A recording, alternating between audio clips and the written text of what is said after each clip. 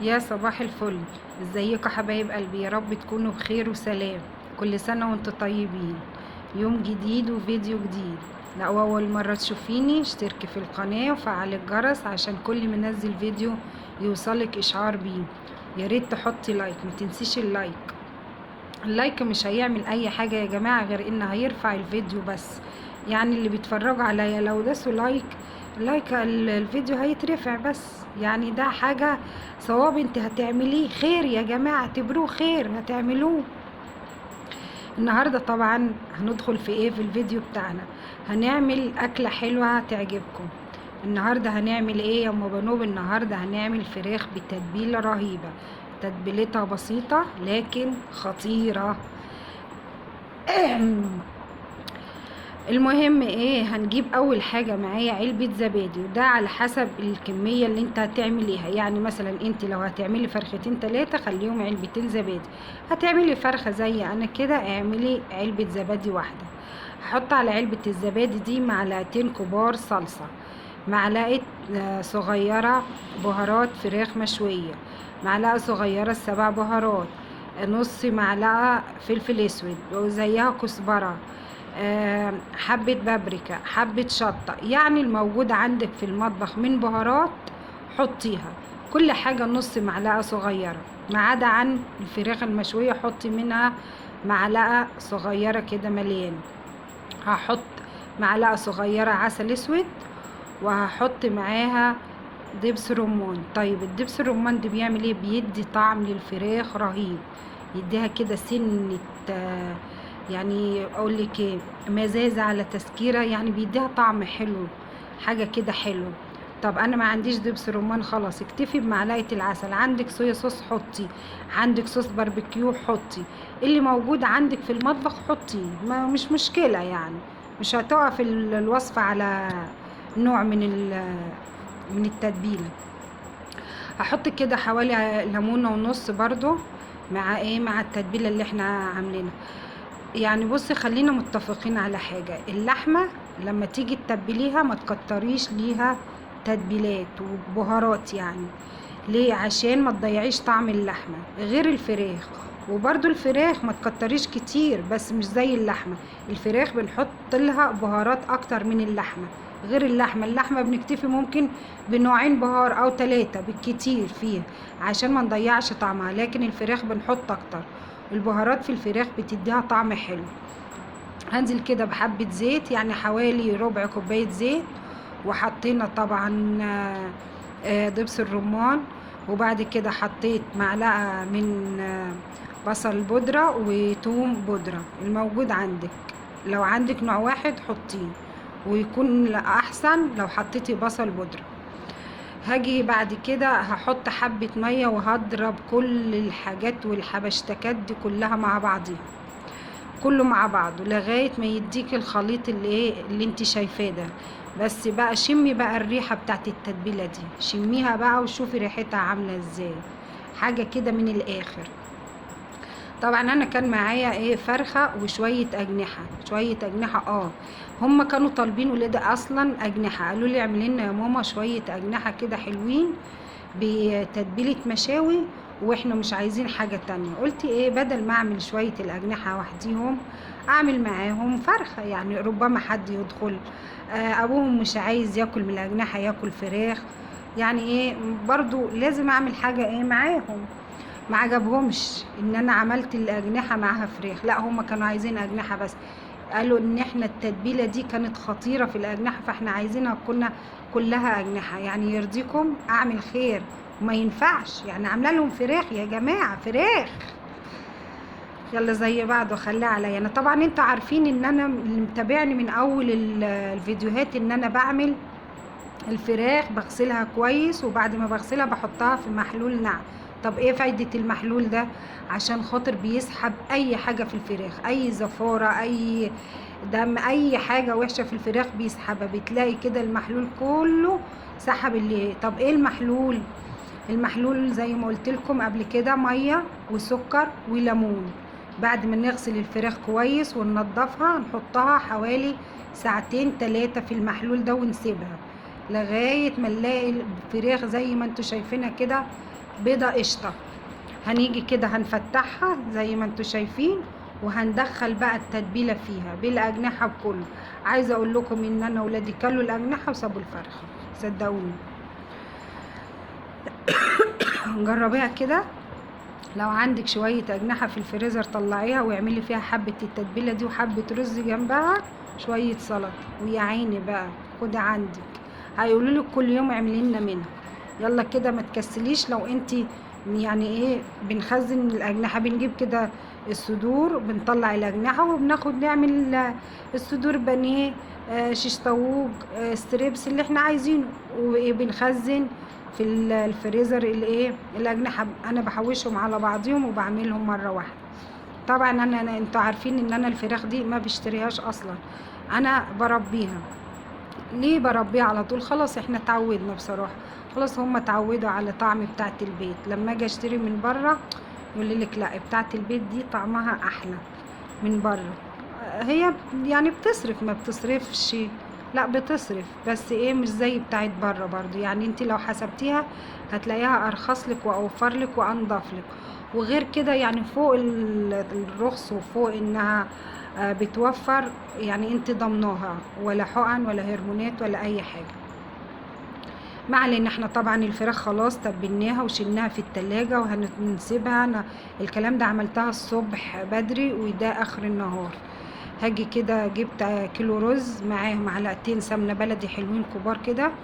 كتري وسيبيها على الله يا ستي، ولا يهمك، السمنة البلدي مش مضرة ولا حاجة. خلي العيال تتغذى بدل من العيال ماشية تقع. هنحط المعلقتين كده عليهم كيلو الرز، وهنقلب ونشوح كويس لغاية ما الرز ايه يتشوح معاكي. وهنزل بسنة زعفران، لون زعفران، وهحط شوية ملح، وهحط عليهم كيسين مرقة فورية. لو انت حابة، ما بتحبهاش ما تحطهاش، لكن انا بصراحة بحس ان الرز طعمه احلى لما بحطها. لكن انت لو ما بتستعملهاش خلاص ما تحطهاش، ده حاجة براحتك، حاجة ترجع لك انت. في ناس ما بتحبهاش، في ناس بتقولك لا ده مش صحية. بصراحة انا بستعملها ومش شايفة فيها اي ضرر ولا حاجة، بتدي طعم للرز، بيبقى طعمه حلو. هنزل كده بالمية المغلية، وطبعا كانت المية غلت في الكتل، فاول ما نزلت بيها زي ما انتوا شايفين مش قادرة اقلب الرز. هستنى سنة وهجيب حبة مية باردين عشان تهديلي الدنيا اللي قامت ما قعدتش دي. هقلب كده، شايفين لون الزعفران عامل ازاي؟ تحفة بصراحة، ما بيديكيش طعم ولا اي حاجة. يعني انا ابني ما بيحبش الكاري وما بيحبش اي حاجه في الرز ويدي طعم، لا ده عجبه وكل وعجبه الرز، قال لي لا طعمه حلو يا ماما، لانه طبعا واخد نكهه السمنه البلدي، ولون الزعفران ما فيهوش اي طعم، ومشوحه الرز في السمنه. فبصي كانوا شويه رز يستاهلوا بقكم بصراحه. بس كده، اول ما شرب الميه انا قلبت، وهغطي واوطي واسيبها على نار هاديه، ولو عندك شياطه حطي تحتها وسيبيها براحتها. هاجي بقى هعمل شويه باميه ويكا. طب هتقولي باميه ويكا مع الفراخ المشويه؟ اقول لكم معلش، احنا صعايده وجوزي صعيدي، ومفيش حاجه عنده اسمها ان ياكل فراخ ورز بس، لازم حاجه تكون جنبه طبيخ، يعني باميه، ملوخيه، اي حاجه من ده كله. لكن ما ينفعش ياكل فراخ ورز لوحدي. هاجي كده هعمل، واحنا بناكل معاه والله، اول ما بناكل. قطعت كده الباميه شرايح صغيره. اللي ما يعرفش الباميه الويكا دي باميه عاديه خضراء تشتريها وتقطعيها شرايح صغيره، وانا عاملاها قبل كده برضو في الفيديو. تقطعيها شرايح صغيره رفيعه خالص، بحيث ان اول ما تقلب تقلبتين تروحي ايه طافيه عليها، عشان خاطر تفضل بلونها الحلو، لونها ما يصفرش. بس كده، وانا بوريها لكم ان هي لسه خضرة. وخلاص كده خدت غلوتين 3 وهطفي عليها. خلاص انا طفيت عليها. هعمل ايه بعد كده؟ هاخدها وعلى الكبة بقى هضربها في الكبة عشان خاطر ننعمها، بس مش التنعيمة اللي ايه الخالص دي، لا تبقى مكسرة كده وحلوة. هتشوفوها دلوقتي معانا. هضربها كده في الكبة، وما تخافوش الكبة ما بيحصلهاش اي حاجة، وبحط فيها البامية سخنة واي حاجه سخنه وما بيحصلهاش اي حاجه، يعني الحمد لله، يعني بسم الله ما شاء الله عليها، ما حسدهاش لا تبوظ. بس هي بصراحة يعني حلوة، بعمل فيها اي حاجة سخنة ما بيحصلش اي حاجة. بس كده هضربها ضربتين تلاتة وانا بضرب وبقف عشان هي سخنة، عشان لو اشتغلت على طول في الكبة وهي سخنة هتلاقي ايه البامية خرجت من بره. فانا بضرب سنة واقف بهدي بهدي عشان خاطر ايه تضربها كلها. اهو بشوفها الاول قبل ما ايه ما احطها في الحلة، وارجع تاني اقلبها في الحلة. شايفين لونها عامل ازاي؟ بصي لو ما بتعملهاش جربي في ربع كيلو بامية، واول ما تجربيها قولي لي رايك فيها ايه. بصي مش هتبطلي تعمليها، حلوه وخفيفه، وخصوصا في الصيف هتلاقيها خفيفه غير المتسبكه، غير اللي احنا بنعملها بصلصه، تلاقيها خفيفه وحلوه. هاجي بعد كده اعمل لها حبه طشه، معلقه سمنه بلدي معاها معلقه توم. والتوم ده يا جماعه اللي انا مفرزاه لا لونه غير ولا حصلت فيه اي حاجه، بس انا بطلع يعني على قد ما بعمل. بس يعني معلقه التوم زي ما انتوا شايفينها زي ما هي مفرزه، باخدها وهي مفرزه وبحطها في السمنه، ما بخليش التوم يفك، وبعد كده ارجع احطه في الفريزر. بعد كده بقلب التوم مع السمنه، وبعد كده بحط الكزبره واعمل الطشه للباميه. خلاص عن الباميه مش هشغل عليها النار تاني عشان خاطر ما تصفرش معايا. خلاص انا ضربتها في الكبه ورجعت حطيتها في الحله، وخلاص انا حطها على البوتاجاز بس ما مشغلاش النار عشان ما تغيرش لون.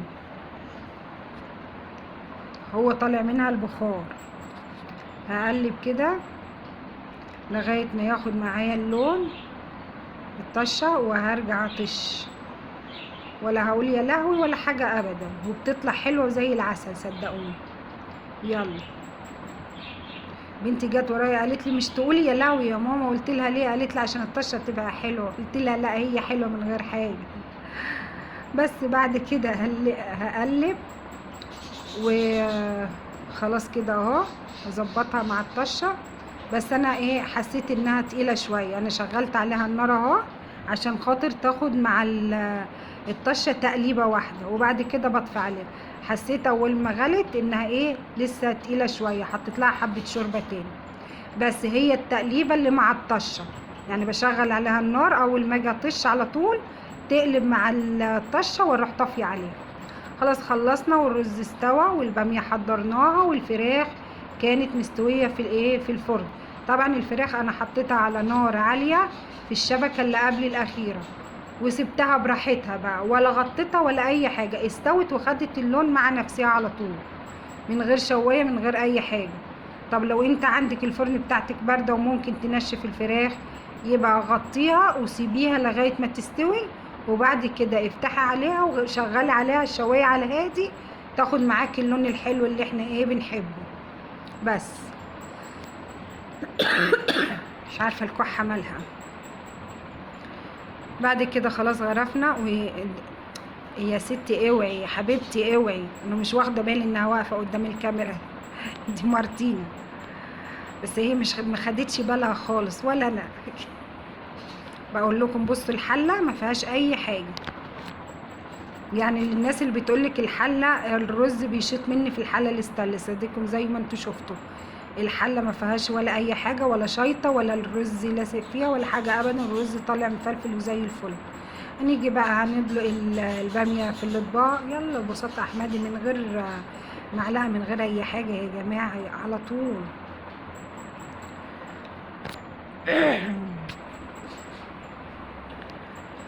لو وصلت لغايه هنا يا ريت تحطي لايك، ما تنسينيش في اللايك. عملنا حبه خيار وطلعنا حبه ليمون مخلل، كنت عاملاه بالعصر، بس بصي كانوا شويه ليمون حكايه ده وكده، كانوا زي الزبده وكانوا حلوين خالص، كل ما ياكلوا يطلعوا منهم.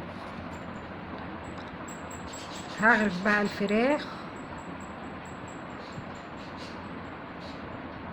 بصوا اللون بتاعها، انا ولا شغلت شوايه ولا اي حاجه، انا حطيتها زي ما قلت لكم في الشبكه اللي قبل الاخيره وسبتها مع نفسها بالصوص بتاعها بكله بالتتبيله يعني، وسبتها لغايه ما استوت وخدت اللون وطلعت طريه، ما طلعتش ناشفه ولا حاجه. بس كنت مسخنه الفرن. وطلعنا شويه الاجنحه اللي كانوا هيتخانقوا عليهم. وبعد كده تاخدي من التتبيله كده ايه، وتدهني الفراخ، بتديكي لمعه وطراوه وطعم جميل على فكره. لو انت هتتبلي الفراخ من بالليل بتكون احلى واحلى. وكمان لو انت يعني هتتبليها من بالليل، خلي الملح بتاعك مظبوط، ما تخليهوش ايه زياده. ولا لو انت هتتبليها الصبح او هتعمليها بعد ساعتين، يبقى ايه زودي الملح سنه. لكن لو هتتبليها من بالليل او الصبح بدري لغايه اخر النهار، لا، خلي الملح مظبوط. بس ودي كانت سفرتنا ودي كانت اكلتنا، ويا رب يكون الفيديو عجبكم واكلنا يكون عجبكم. واتمنى تعملوا الاكل وتجربوه وتقولوا لي رايكم في ايه. وشويه الرز دول لو عملتوهم حكايه. واشوفكم على خير واقول لكم مع السلامه، باي باي. بصوا انا هوريكم الفراخ عامله ازاي ودايبه ازاي. بصوا اول ما جيت اكسرها، بس انا مش قادره، الفراخ سخنه مش قادره بصراحه. الباميه بوريكم السمك بتاعها، والرز زي ما انتوا شفتوه مفلفل. واكله يا رب تكون عجبتكم. وادي الجناح اهو اللي تعبهم. واشوفكم على خير واقول لكم مع السلامه.